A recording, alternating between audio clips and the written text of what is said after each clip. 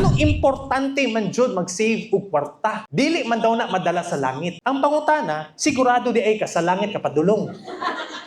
Basig di dili. Ang punto lang dyan guys, ngano ta mag-save og kwarta, tulo ka buok. First, kailangan ta magtigom og kwarta para sa atuang emergency. Apil na dira ang medication, hospitalization, just in case ma-confine ka. And uncertainties. Mga butang na di na to gusto mahitabo sama sa pandemic. Ang solusyon sa kadaghanan when it comes to emergency is mangutang. Mangutang gani ka for emergency is one of the worst financial decisions that you're going to make. Why? It does not generate money. Pero kailangan na to himuon eh. Because para man sa atong labuan, alang namin ko, diri lang jud ka sa ospital nak ha. Kay wa pa jud tay kwarta ikabayad magud na. Hindi mo pwede. Ang mga tao na na-emergency fund, bihira lang sila maka-experience og emergencies. Ang mga tao na walay emergency fund, permanente na emergency. Unsay kalahian? Preparation. Naa jud emergency na hitabo, dili lang nila ma-feel tungod kay andaman sila. Pero katong mga tao na walay emergency fund, mahurot jud, mangutang jud sila dayon. Nga naman wala man sila nag-andam. Sa uncertainties, at least man lang guys na mo'y 6 months worth of your expenses. Para just in case lang ba, mawad ang kagtrabaho, kaya gyapon nimo mabuhi. Second na reason is investment. Apil na dira ang growth funds, stock market, mutual funds, crypto, depende kung sa hilig ninyo, real estate, rental properties, digital banks, time deposits, cooperatives, etc. Daghan kay mga investment platforms kung asa na to pwede butang atong kwarta para mutubo siya. Basing na ay negosyo na gusto mo tistingan, kinahanglan og gamay na kapital na akay tigom para dito. And personal development. One of the most important things na dili dapat mo muundang og invest is personal development. Because the more valuable you are, the more money that you're going to make. Ngano man kabayaran sa isa ka tao kung wa kay pulos. Kailangan ta magtigom og kwarta para sa tong mga luho, mga gusto nato sa kinabuhi, mga materialistic things, experiences, and even donations. Inani dapat ta mutigom og kwarta. Unfortunately, unsay ginahimo sa kadaghanan baliktad. Nagtigom og kwarta para sa luho, desires. Sunod, investment. Wala nag-prepare og emergency. Mali na siya nga naman. Unsay spelling? Letter D, I, E. Unsay spelling? Kung inana ka magtigom og kwarta ba, you will die financially. So unsay dapat tama sir? Mao ni. Emergency, investment, desires. Ang letter A na kani. Apparently, ang meaning sa E is festival or feast. Klaro ba?